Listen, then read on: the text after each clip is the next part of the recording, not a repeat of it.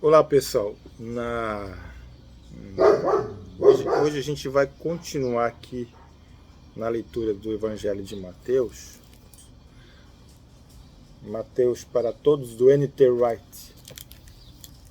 No vídeo passado a gente conversou sobre a genealogia de Jesus e acabei esquecendo um detalhezinho, que é justamente quando o Mateus trata da narrativa da genealogia, ele não está muito preocupado do julgamento que as pessoas que irão ler o texto farão a respeito daquelas que estão ali listadas na genealogia, entre as quais tem Abraão, que ele começa com Abraão, e Abraão, mesmo tendo a promessa de Deus, teve um filho primeiro com a sua concubina, escrava Agar, depois com Sara.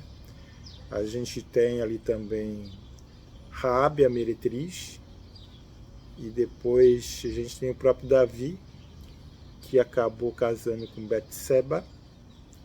Betseba era casada quando ele a desejou, e tem uma história muito triste por conta de como ocorreu esse casamento, do qual nasceu um filho primeiro, que acabou morrendo. Depois teve Salomão como filho, que está aí na genealogia de Jesus. Só para lembrar que a Bíblia não pretende esconder nenhum tipo de situação ou narrativa a respeito do nascimento de Jesus. E agora, propriamente dito, aqui em Mateus, no capítulo 1, versículo 18 a 25, é o texto que a gente vai ler hoje e comentar sobre o nascimento de Jesus.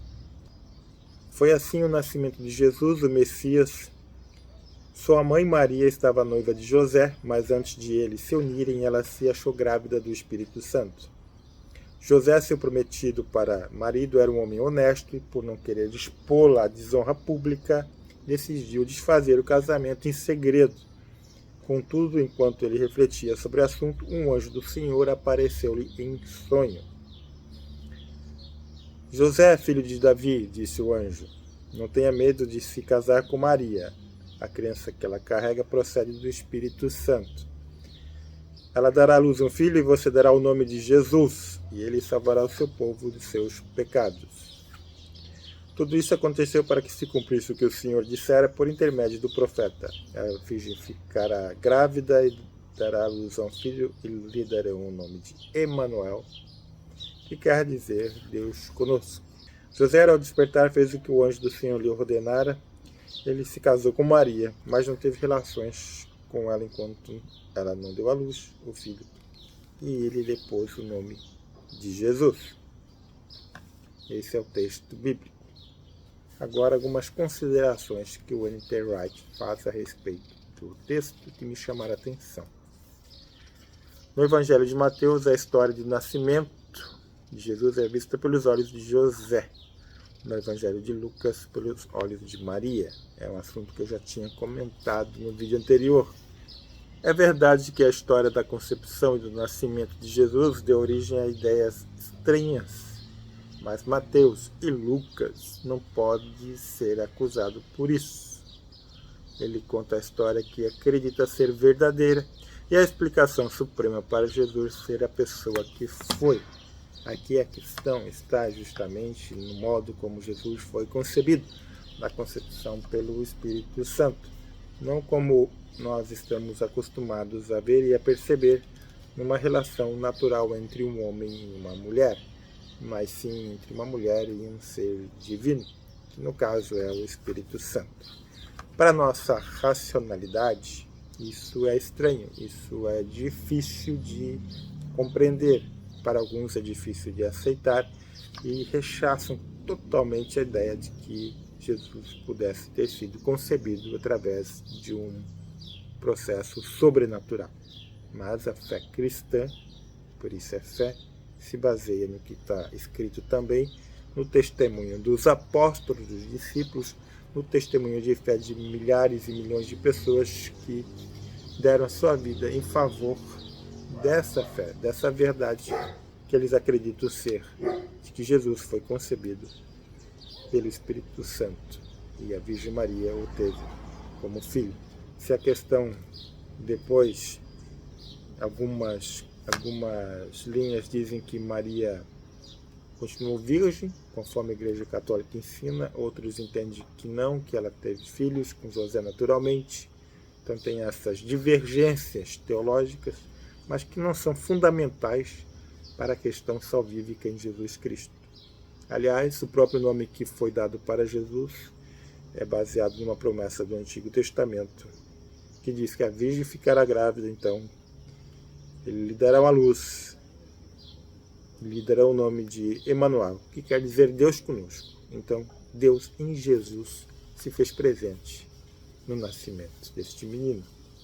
Também a gente encontra alguns paralelos de nascimentos parecidos nas versões da mitologia greco-romana. Tem algumas coisas semelhantes, assim, de deuses com animais, cisnes, enfim, várias outras alternativas de nascimentos sobrenaturais. Mas essa é a que nós acreditamos, que vem da teologia judaico-cristã, vem dos escritos, vem dos evangelhos, e é assim que Mateus narra também, em cumprimento da promessa de que a Virgem concederia, daria o nome do seu filho de Emanuel, quer dizer Deus conosco. N.T. Wright fala o seguinte também: é claro que tudo depende de você acreditar que o Deus vivo podia ou poderia agir dessa maneira. Quer dizer, milagres acontecem. E acontecem a todo momento, mesmo que a gente não acredite neles.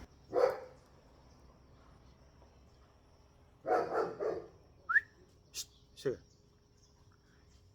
Mateus e Lucas nos solicitam que entendamos à luz de toda a história de Israel, diz N.T. Wright, na qual Deus está sempre presente e em operação, muitas vezes de forma surpreendente.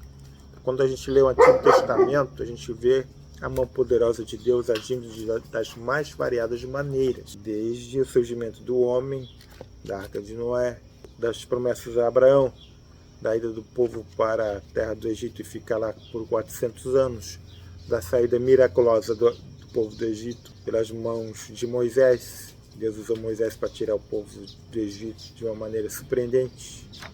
Depois, peregrinando por 40 anos no deserto, recebendo maná, por fim chegando à Terra Prometida. Uma série de situações miraculosas que Deus age e agia no Antigo Testamento e depois dá continuidade no Novo também. Tem um livro chamado, que na época que eu comprei, era os dedos de Deus ou os chifres de Satanás, né, que depois acabou se chamando Milagres, né? Só isso, só Milagres. Não, acho que não. Sinais e Maravilhas. Nem sei mais. Depois eu vejo esse livro, eu coloco aí na tela para vocês. Mas é um livro que aborda 3 grandes momentos de milagres. No tempo de Eliseu, no tempo de Moisés e no tempo de Jesus. Em ordem cronológica, no tempo de Moisés, no tempo de Elias, Eliseu e no tempo de Jesus. 3 grandes blocos de maravilhas e milagres. Então, essa questão do nascimento virginal de Jesus é pela fé. Porque sem fé é impossível agradar a Deus. O restante da história, diz N.T. Wright aqui, e o impacto que Jesus causou sobre o mundo e incontáveis indivíduos desde aquela época, torna mais ou menos provável que ele de fato tenha sido concebido por um ato do Espírito Santo. Essa é uma pergunta a qual todos devemos responder por si mesmos. O nome Jesus era comum na época e em hebraico era o mesmo que Josué, aquele que levou os israelitas para a Terra Prometida após a morte de Moisés. Mateus vê Jesus como aquele que agora cumpre aquilo para o qual a lei de Moisés apontava, mas que não podia realizar. Ele salvará o seu povo, não da escravidão do Egito, mas da escravidão do pecado e do exílio que ele sofre não só na Babilônia, mas também em seus corações e em suas vidas. Essa aqui é do N.T. Wright. Por fim, o autor termina assim: Emanuel quer dizer Deus conosco. Todo o evangelho de Mateus é estruturado em cima desse tema. No fim, Jesus promete que estará com seu povo até os fins dos tempos. É Mateus 28, 20. Então, Deus conosco é Deus sempre presente.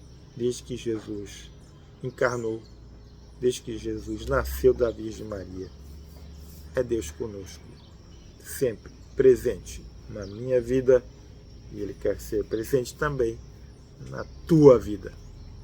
Basta apenas você aceitá-lo como seu Senhor e Salvador. Arrepender-se dos seus pecados e reconhecer que Jesus é o Senhor da sua vida. Então é isso hoje, num ambiente diferente, mas para fazer uma experiência nova aqui, para a gente compartilhar Mateus para todos. Na próxima leitura, a gente vai dar continuidade em Mateus capítulo 2, versículos 1 a 12, que fala sobre os magos que visitam Jesus. É isso aí? Um abraço, até a próxima.